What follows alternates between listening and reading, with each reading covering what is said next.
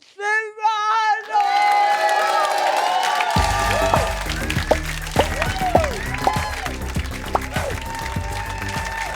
Oh, lovely stuff. Hello. Hiya. Yeah, it's really nice to be here. Thanks for having me.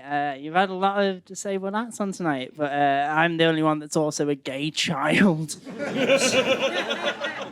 It's nice to be here. A lot of people do assume I'm gay, but I'm not. Don't worry if you assume I'm gay. Like, assuming I'm gay is not homophobic. It's a fucking educated guess at this point. But I was talking to a girl at the bar the other day, and she went, "You know, Sam, if you went gay, I'd probably date you."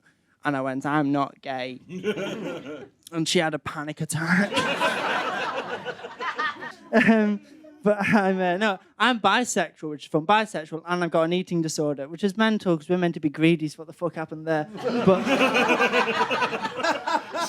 growing up, I didn't know bisexuality was like a thing. So I was about 7 or 8 at Salmon Track to Men. That was like, I'm gay, sorted. Then I was about 15, 16 at Salmon Track to Women. I was like, what the fuck is going on here? And 15-year-old me concluded that I was gay and just not very good at it. Like, just not committed to cock. That was the problem.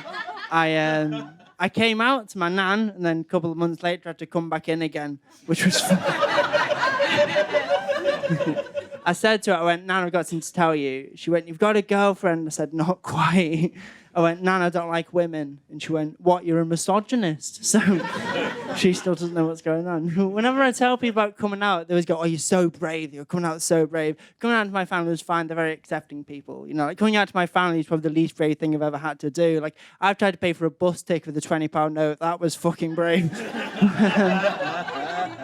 I've got learning difficulties. I've got something called kabuki syndrome, which is kind of like autism. I was tested for autism when I was very young, and a medical professional told me that I wasn't autistic enough to be on the spectrum. And 6-year-old me went, well, technically everyone is somewhere on the spectrum, because the spectrum goes from 0% autistic to 100% autistic. So everyone is somewhere on the spectrum, given the nature of a spectrum. And they tested me again after I said that.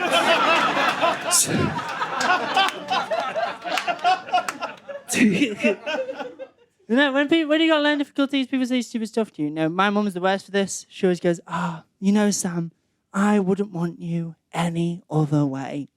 Which is fucking bullshit. It's bullshit because that makes it sound like she wanted me to be disabled.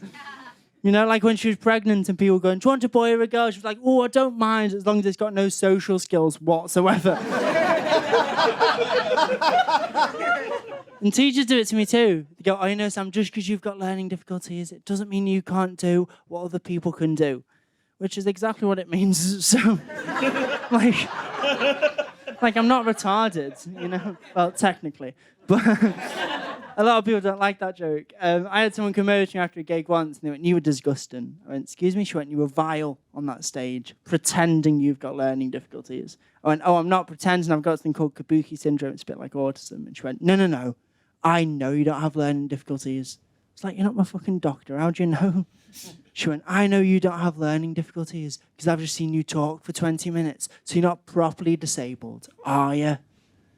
Which I know, like, sounds horrible. But I think it's the most supportive thing my mum's ever said to me. You've been really nice. Thank you very much for having me. I'll see you later. Thank you.